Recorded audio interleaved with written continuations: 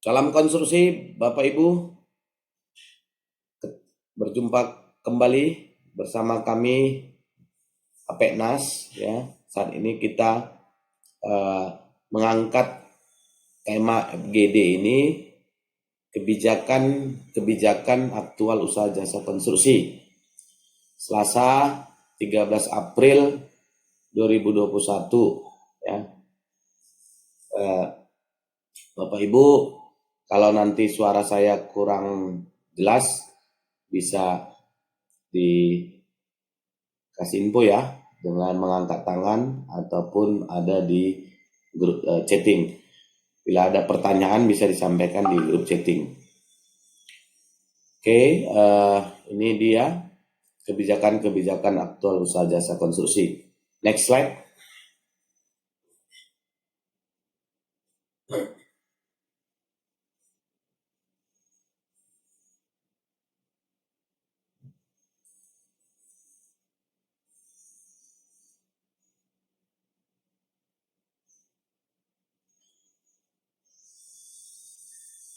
Bapak Ibu, bila mana ada yang mau ditanya nanti bisa dimasukkan juga ya melalui nomor handphone 0811 777 8757 0811 777 8757. Seperti apa nanti pertanyaan bisa kami jawab juga melalui WA maupun melalui chatting room.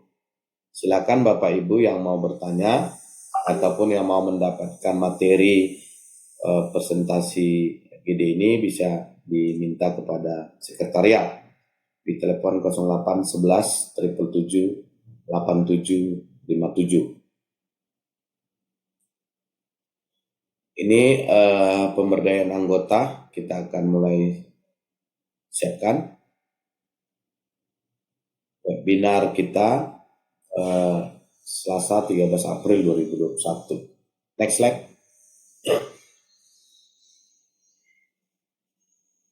Kebijakan aktual usaha jasa konstruksi ya dibagi dalam dua kategori utama ya. Yang pertama kebijakan aktual atau normatif ya jasa konstruksi itu. Kemudian substansi dasar perubahan terkait usaha dan peran masyarakat jasa konstruksi. Next slide. Kelembagaan sertifikasi sekretariat pembidangan usaha. Lembaga Nasional Unit Sertifikasi BUJK atau Badan Usaha Jasa Konstruksi Unit Sertifikasi. Ya, Tenaker, tenaga kerja, kesekretariatan, lembaga atau di lembaga daerah, unit sertifikasi BUJK. Kemudian Tenaker unit sertifikasi bentukan masyarakat. Ya. Kemudian juga kesekretariatan lembaga. Ya.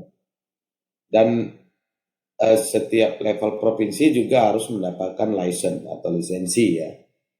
Kemudian sertifikasi provinsi itu berjenjang sampai ke tingkat nasional. Terkait lisensi unit sertifikasi badan usaha dan tenaga kerja, sertifikasi dan registrasi, itu Bapak Ibu bisa lihat di Peraturan Pemerintah Nomor 4 Tahun 2010. Ya, next slide. Proses sertifikasi Permen Nomor 10 ya, Peraturan Menteri Nomor 10 Tahun 2011. Proses sertifikasi itu terutama untuk badan usaha baru ya. Badan usaha baru itu dengan tenaga terampil ya, nanti melalui rapat pengurus lembaga asesmen oleh unit sertifikasi kesekretariat lembaga, kemudian tenaga-tenaga yang dimiliki perusahaan tersebut seperti tenaga ahli, tenaga terampil, itu juga harus sudah memiliki yang namanya sertifikasi kompetensi. Jadi ada asosiasi profesi yang bisa menaungi itu, ya, seperti ASTAKI, Asosiasi Tenaga Ahli Konstruksi Indonesia. Dengan adanya asosiasi profesi tersebut, ya, verifikasi dan validasi awal melalui asosiasi profesi, kemudian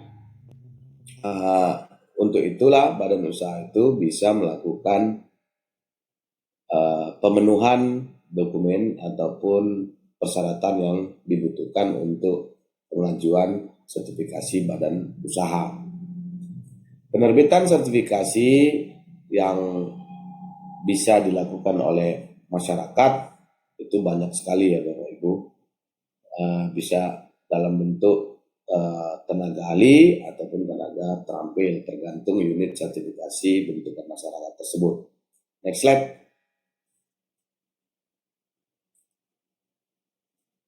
Dalam permohonan sertifikasi ya, melalui kesekretariatan lembaga asesmen, penerbitan SBU itu melalui mekanisme kesekretariatan.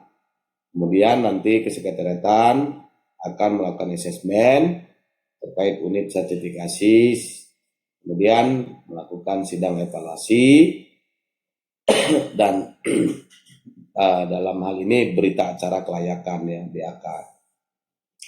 Buku registrasi priorisasi proses sertifikasi ini juga mengikuti Peraturan Menteri Nomor 10 Tahun 2011, yakni proses sertifikasi. Jadi bagaimana proses sertifikasi itu telah diatur dalam Peraturan Menteri Nomor 10 Tahun 2011. Pemenuhan ketentuan perizinan usaha jasa konstruksi juga itu bisa menjadikan dasar hukum kita, yakni Undang-Undang Nomor 18 Tahun 99, PUJK, Badan Usaha Jasa Konstruksi memiliki izin usaha jasa konstruksi SBU. Syarat penerbitan peserta lelang dengan pemenuhan kualifikasi ya sesuai dengan Perpres 54 Peraturan Presiden Nomor 54 Tahun 2010. Klasifikasi untuk konsultan, kemudian untuk kontraktor. Jadi kalau konsultan ya khusus konsultan, kalau untuk kontraktor khusus kontraktor. Klasifikasi kontraktor itu dibagi lagi Bapak Ibu. Kualifikasi bangunan gedung, sipil, dan ME. Pelaksana lainnya. Dan untuk konsultan itu ada beberapa contoh seperti arsitektural, rekayasa engineer, penataan ruang, dan konsultasi lainnya. Ini bisa kita lihat dalam peraturan pemerintah PP nomor 28 tahun 2000 dan di revisi atau diupdate lagi menjadi PP 04 peraturan pemerintah nomor 4 tahun 2010, yakni masa transisi kualifikasi grade sesuai dengan peraturan lembaga nomor 11A dan 12A terkait adanya kualifikasi perusahaan kecil, menengah, besar sesuai dengan nilai pekerjaan. Jadi contoh untuk pekerjaan usaha kecil ya K. Jadi kalau ada kodenya K ya itu sampai ya 0 rupiah ya sampai 2,5 miliar kekayaan bersih dan penjualan tahunan ya. Jadi bisa juga akumulasi penjualan tahunan ya sebesar 2,5 miliar ya. Penjualan tahunan itu bisa dikategorikan maksimal 2,5 miliar adalah usaha mikro, kecil, dan menengah. Bisa diperhatikan ya amanat daripada Peraturan Presiden Nomor 54 Tahun 2010, Undang-Undang Nomor 20 Tahun 2008, kemudian SE Surat Edaran Menteri Nomor 05 2010. Begitu juga dengan masa transisi ya menuju PP 04 tahun 2010. Jadi peraturan lain ya terkait jasa konstruksi. Next slide. Keberadaan LPJK Lembaga Pengembangan Jasa Konstruksi itu juga kita bisa lihat dalam pasal 31 ayat 3 Undang-Undang Jasa Konstruksi ya. Di situ juga diatur dalam peraturan-peraturan terkait ya bagaimana tupoksi ya tugas fungsi daripada LPJK itu sendiri. ya peraturan daripada peraturan menteri ya Permen PU nomor 10 tahun 2010, Jungto peraturan menteri PU nomor 24 tahun 2010, Jungto PP peraturan pemerintah nomor 28 tahun 2000 dan PP 04 tahun 2010. Next slide.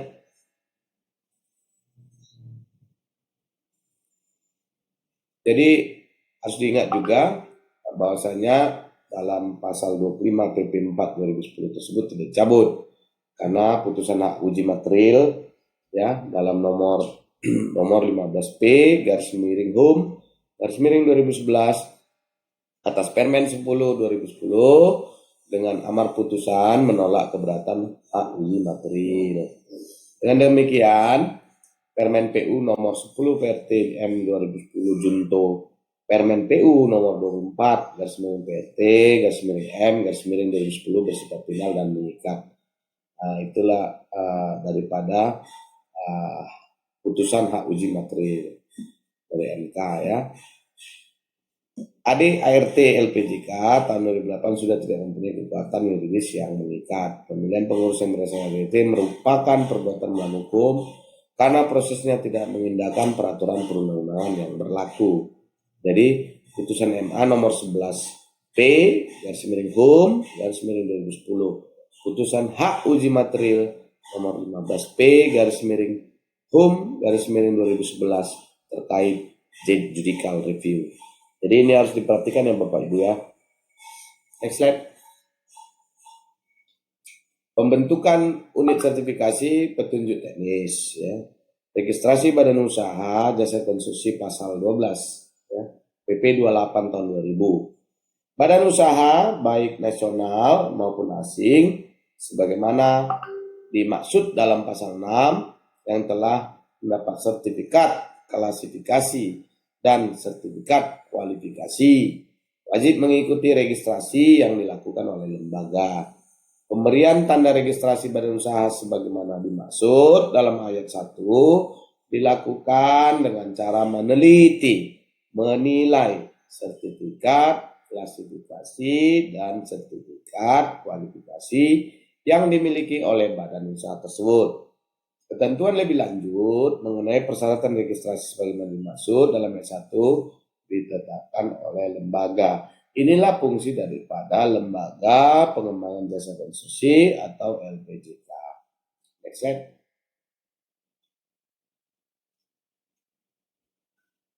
Dalam pelaksanaan tugas melaksanakan registrasi tenaga kerja konstruksi itu, kalau kita lihat di pasal 28 ayat A dari PP nomor 4 2010 ya.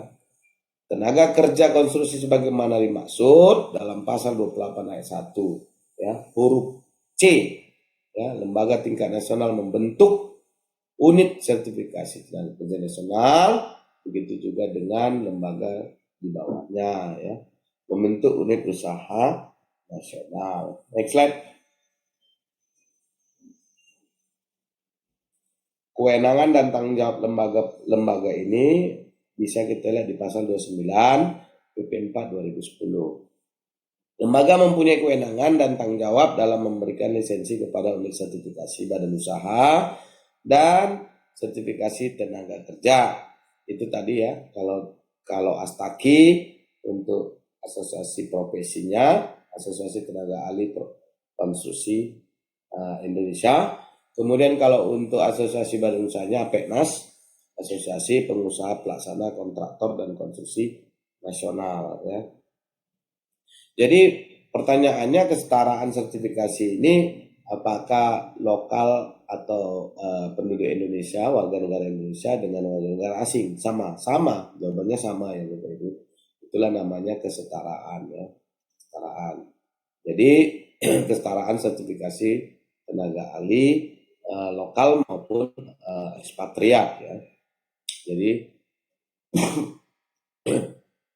akreditasi ini juga penting ya dari lembaga, makanya kita juga APENAS terus senantiasa melakukan peningkatan atau pemberdayaan anggota senantiasa melalui FGD yang semaksimal mungkin kita lakukan di APEKNAS ini.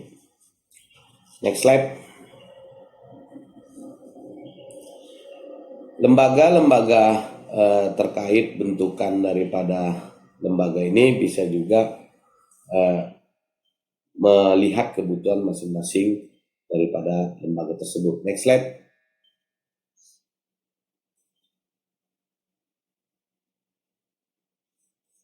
Next slide. Sampai sini ada mau bertanya Bapak Ibu? Bisa dilihat di grup chatting, kolom chatting ya, atau raise your hand.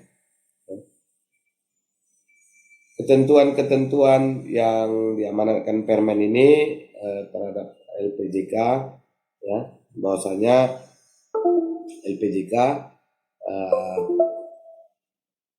terkait profesi persyaratan asosiasi dapat melakukan verifikasi awal maupun validasi awal dokumen sesuai dengan pengajuan aplikasi sertifikasi ya. Jadi di dalam sertifikasi ketentuan lebih lanjut mengenai unsur pengarah, unsur pelaksana, dan tata cara pembentukan unit sertifikasi ketentuan lebih lanjut terkait asesornya seperti apa, itu bisa dilaksanakan oleh lembaga tersebut atau LPJK ya. Next slide.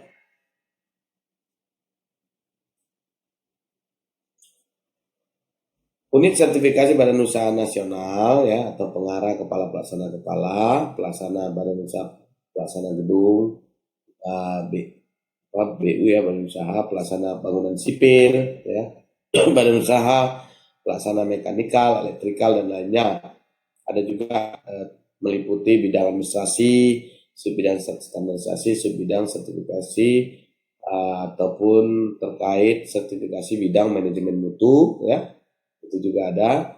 Kemudian subbidang sertifikasi perencanaan dan pengawasan, subbidang sertifikasi pengarahan, terdiri dari perwakilan stakeholder yang memerlukan badan usaha yang mampu, pengarah tanggung jawab kepala lembaga atas keberlangsungan unit sertifikasi dengan menetapkan visi, misi, dan tujuan unit sertifikasi dan program kerja, anggaran belanja, mengangkat dan memberhentikan pengurus sertifikasi yang terdiri dari unsur pengarah maupun unsur pelaksana dan asesor.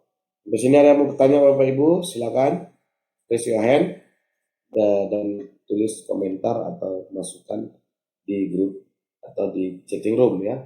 Next slide. Pengarah, kepala pelaksana bidang arsitektur, bidang sipil, bidang mekanikal, elektrikal, bidang administrasi dengan subbidang standarisasi, subbidang sertifikasi, subbidang sertifikasi bidang manajemen mutu ya, standarisasi subbidang sertifikasi. Kemudian kita akan lihat juga bagaimana lembaga itu atau keberlangsungan lembaga itu dalam menetapkan visi dan misi serta tujuan unit sertifikasi ya. Dan kita bisa lihat program kerjanya, anggaran belanja, kemudian mengangkat dan memberhentikan pengurus unit sertifikasi yang terdiri daripada unsur pengarah maupun unsur pelaksana maupun dari asesor sendiri. Next slide.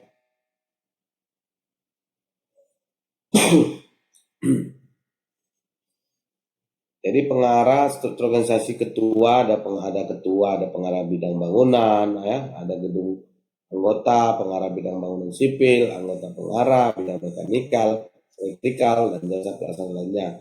Anggota pengarah bidang jasa perencanaan dan pengawasan, contoh institusi pengguna jasa institusi terkait bangunan gedung, asosiasi,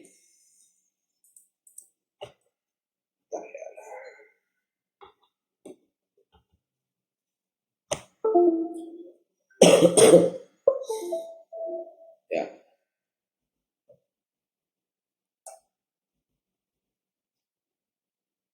Next slide.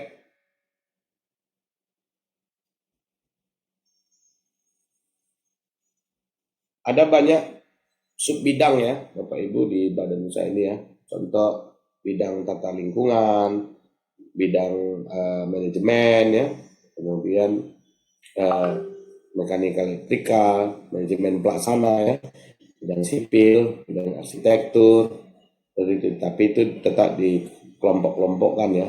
terkait unsur-unsur tadi ya. Jadi organisasi masyarakat maupun institusi pemerhati tenaga kerja konstruksi ya. Jadi bisa banyak pihak yang bisa kita ajak untuk menjadi wakil daripada perguruan tinggi misalnya seperti itu ya, ataupun kepala prodi ya, kepala program studi ya. Next slide.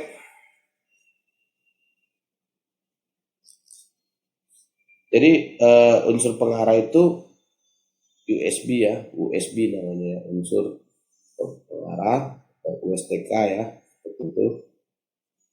itu juga harus kita lihat ya Bapak Ibu, bagaimana fungsi tupoksi masing-masing ya, terkait bangunan gedung, terkait bangunan sipil, usaha, mekanikal, elektrikal, dan jasa pelaksana lainnya ya.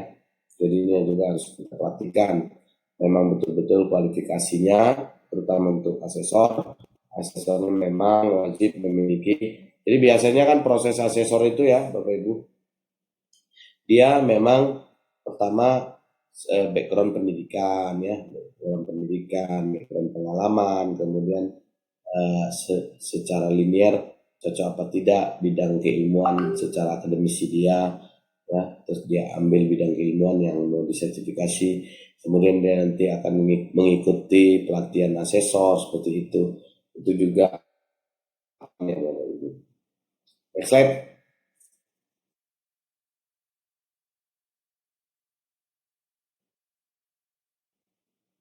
Next slide. Ya. Jadi kalau cara-cara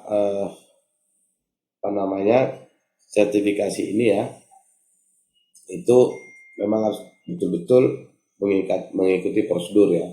Jadi misalnya pengumuman rekrutmen ya, unsur pelaksanaan sertifikasi melalui media cetak nasional maupun website.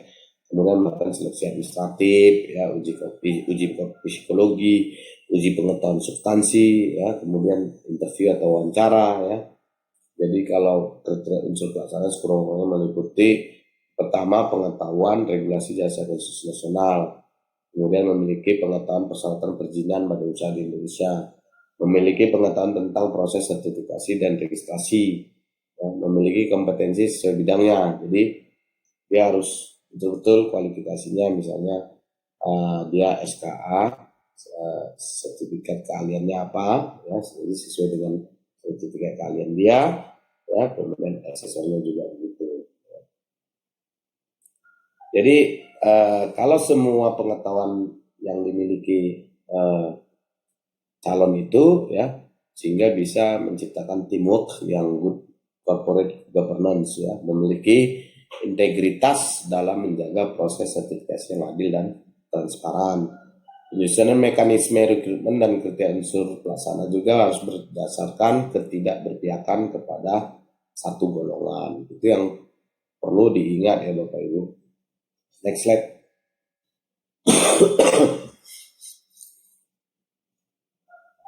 Kualifikasi, bagaimana kualifikasi badan usaha itu kecil, menengah, besar ya.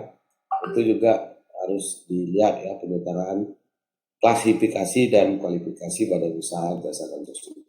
Kalau untuk PMA atau PMDN ya, perusahaan modal dalam negeri. Kalau PMA, perusahaan modal asing.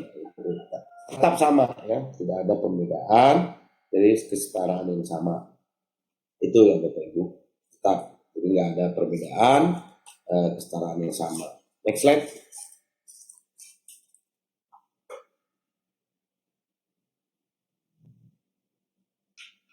Sampai sini ada pertanyaan Bapak Ibu sebelum kita lanjut? Ya, next slide. Ya. Minimal proses rekrutmen asesor ya, proses rekrutmen asesor, sertifikasi badan usaha jasa konstruksi tingkat nasional sekurang-kurangnya meliputi pengumuman proses rekrutmen asesor, unit sertifikasi badan usaha jasa konstruksi melalui media cetak nasional maupun dari website ya. Kemudian seleksi administratif, uji pengetahuan substansi, uji praktek penilaian dan asesmen badan usaha jasa konstruksi, kemudian uji psikologi dan wawancara. Setelah ini mekanisme rekrutmen dan kriteria asesor berdasarkan ketidakberpihakan kepada satu golongan, maka bisa kita laksanakan asesmen ini dengan baik dan benar. Ya. Next slide.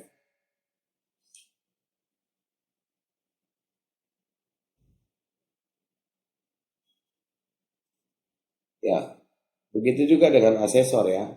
Jadi kriteria minimal seorang asesor kemampuan berusaha jasa konstruksi nasional ini, dan asesor penentuan klasifikasi dan kualifikasi berusaha jasa konstruksi asing adalah asesor yang telah terdaftar di lembaga dan sekurang-kurangnya memiliki kompetensi sebagai berikut. Pertama, mengerti dia skemanya sertifikasi yang relevan ya. Memiliki pengetahuan yang cukup mengenai metode ujian dan dokumen ujian yang relevan, bebas dari kepentingan apapun, sehingga dapat melakukan penilaian asesmen dengan tidak memihak dan tidak diskriminatif. Memenuhi ketentuan tentang asesor yang telah ditetapkan oleh lembaga. Slide.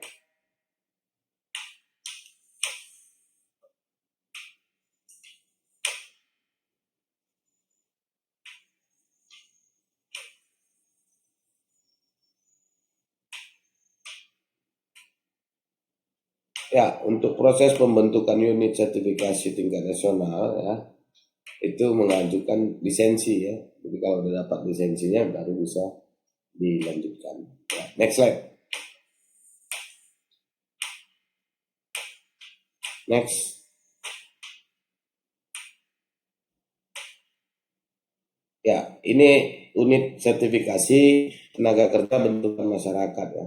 Proses pembentukan masyarakat Jaskon atau jasa konstruksi membentuk yang namanya USTK terdiri dari unsur pengarahan, unsur pelaksana, dan asesor.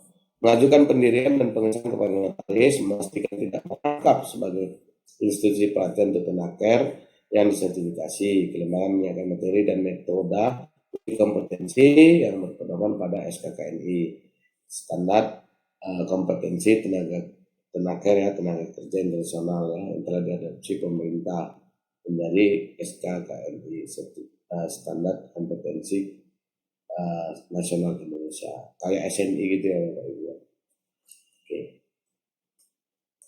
Next slide.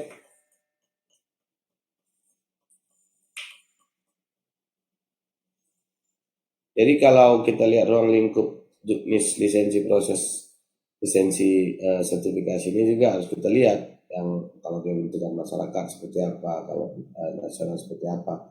Nah, itu harus kita lihat ya. Jadi tenaga kerja, bagaimana kesiapan tenaga kerja. Ya. Next slide.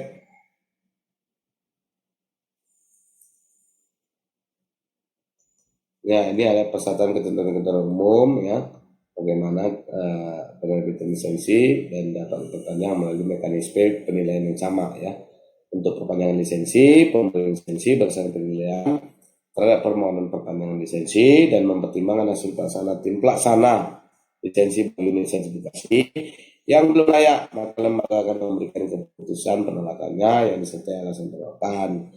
Jika unit sertifikasi badan usaha itu ya belum dapat lisensi, maka tugas dan fungsi unit sertifikasi tersebut dilaksanakan oleh sertifikat lisensi, maka tugas dan fungsi unit sertifikasi tersebut dilaksanakan ke jenjang yang lebih tinggi ya. Nah, pemberian lisensi ini tetap lembaga pengembangan jasa konstruksi ya, LPJK. Next.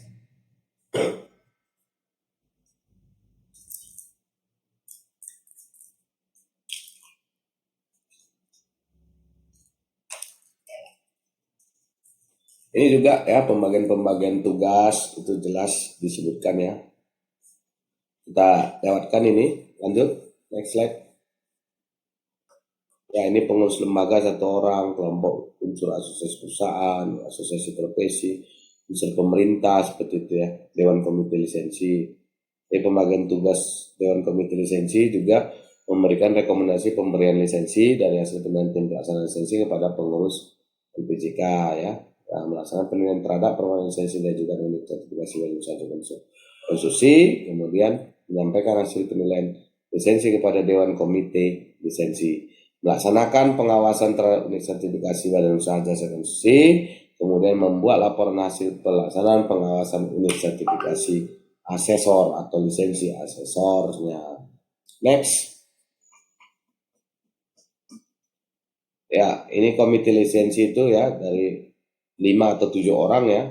Jadi lisensinya 1 atau 3 orang. Terdiri dari pengurus lembaga 1 orang, dari kelompok unsur asosiasi, perusahaan yang bukan pengurus lembaga. Pengurus lembaga itu 1 orang, dari kelompok usaha, asosiasi profesi yang bukan pengurus lembaga 1 orang, dari kelompok usaha pemerintah yang bukan pengurus lembaga 1 orang.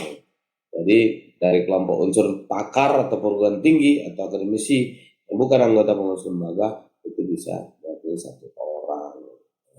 Kriteria umum anggota Dewan Komite Lisensi bertakwa kepada Tuhan Yang Maha Esa, tingkat pendidikan paling rendah strata 1, sehat jasmani dan rohani, mampu berpikir, bersikap, dan bertindak secara independen dan profesional, bersedia mencurahkan pikirannya bagi pengembangan jasa konstruksi dalam pernyataan tertulis, mengenai pernyataan kompetensi yang telah ditetapkan lembaga, tidak merangkap sebagai ketua asosiasi yang bergerak dalam bidang usaha jasa konstruksi, tidak merangkap sebagai pengarah atau pelaksana atau asesor dalam unit sertifikasi tingkat nasional atau provinsi, dan tidak dalam status terpidana. Ini juga harus ingat Bapak Ibu ya, tidak boleh, apalagi yang sudah pernah kena tindak pidana korupsi ya, tipikor ya, itu tidak boleh ya, apalagi tindak pidana terorisme. Oke, next slide.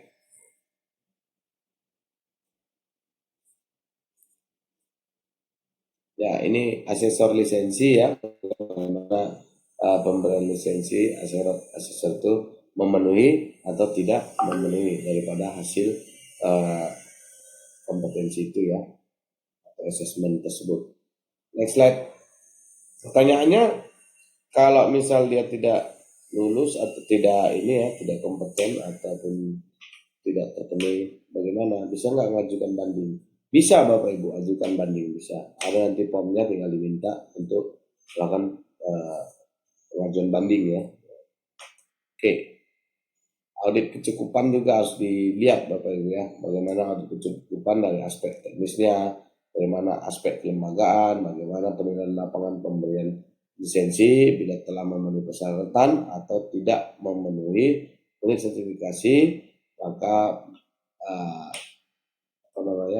menerima putusannya ya, kalau tidak ajukan banding ke komite banding ya, kalau tidak ya. Silakan next slide. Oke, sampai sini ada pertanyaan Bapak Ibu? Itu dulu kita jadi ini ada yang bertanya Bapak Ibu? Silakan. Halo, ya sudah selesai.